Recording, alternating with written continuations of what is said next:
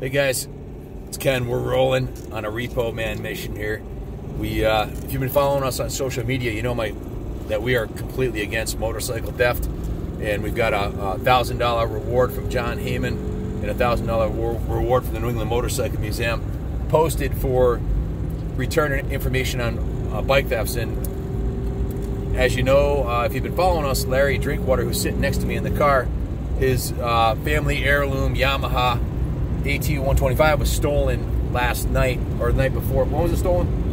Monday. So Larry, tell me a little bit about the bike and what happened. Make it brief.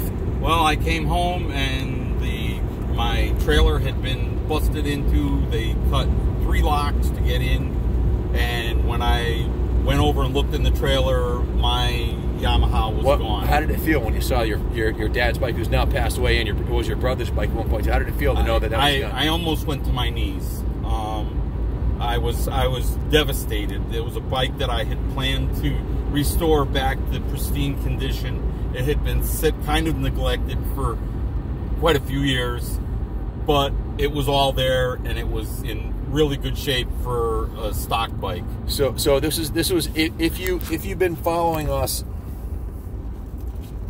on social media, you would know that the picture of the bike is up. It's a Yamaha AT125, and it's yellow, just like the one that we have for sale on eBay right now. It's pretty, matter of fact, you saw the one we had in the showroom, right? It's like the twin, identical. Except for ours is running perfectly, and yours they stole a bike that's not running. It's been sitting for a few years with flat tires. But it's a classic 1970 Yamaha, and what hurts the most is it was his dad's bike.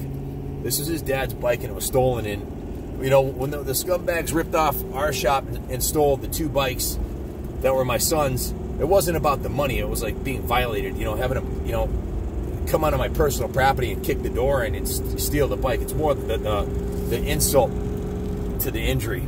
So this has been a lifelong resentment of mine against motorcycle thieves.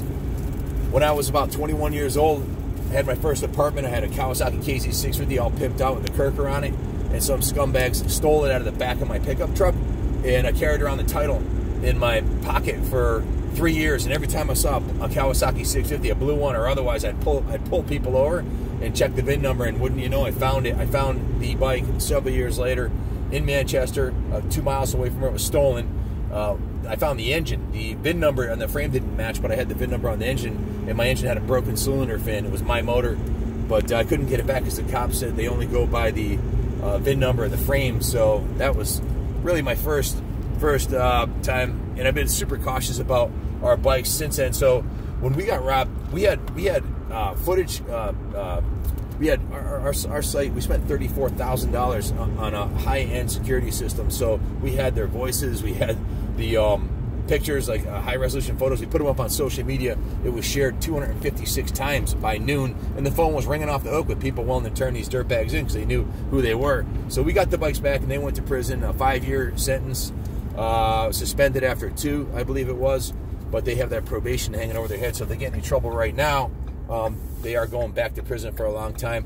So our sources tell us that the thieves that stole Larry's bikes are not the ones they're affiliated with. They're friends of, maybe part of that 23-man group that the state police, the DEA, the DEP, the DEEP, excuse me, and the Willimantic police and the Vernon police have been following and trying to set up and take down, and several of them have been arrested. A bunch of them have been interrogated.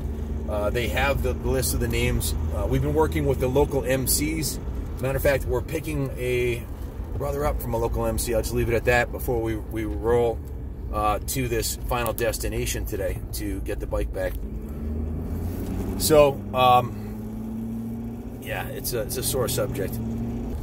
So we had heard through the grapevine that the 2 guys that went to prison for robbing us, Daniel Ramos and Jossian Dunning, had been told by one of their friends that we had minimum security at our place, which was absolutely retarded. And I think they found out the hard way. They got drunk and they showed up, smashed the window. The whole thing was recorded. Since then, we've invested another $12,000. We have cameras all the way going up and down the street. So the cops come to us when something happens on West Main. They come to us, and we tell them we tell them what, you know, they use our cameras. We got the whole West Main Street covered. So we got an almost $50,000 security system. And guess what? We're working on making it even better. So that was pretty stupid of those guys to believe that. And it didn't work out too good for them. We've got a huge network on social media that, as Larry soon found out, Larry, your post on your bike being stolen was shared 277 times. How do you feel about that? I'm blown away by the support that I have gotten from Heyman and from you and all the people out there. Just absolutely amazing. You know, I'm just a schmo, you know, and people are coming to my rescue, and it really feels great. Well, you know, you come from a family of motorcyclists, as do I. My dad and I rode together since I was a little kid, and to think that some scumbag would break into your private property and steal that family heirloom is unacceptable.